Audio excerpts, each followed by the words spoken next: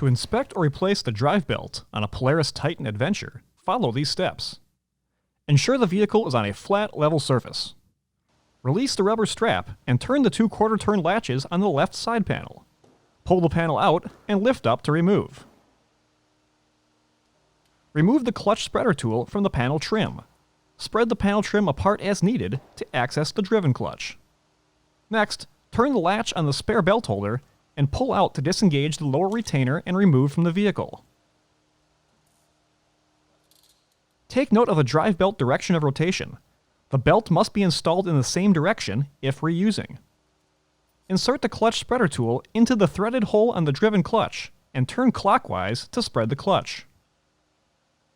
Carefully walk the belt off the driven clutch and remove from the drive clutch.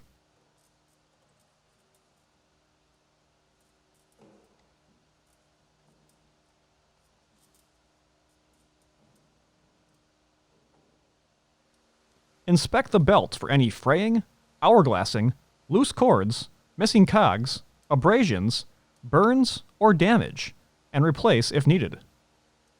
Clean the area around the clutches thoroughly.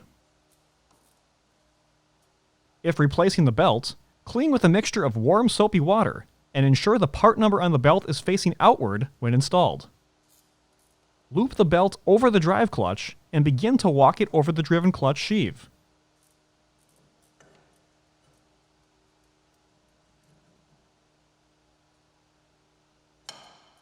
Turn the clutch spreader tool counterclockwise to remove.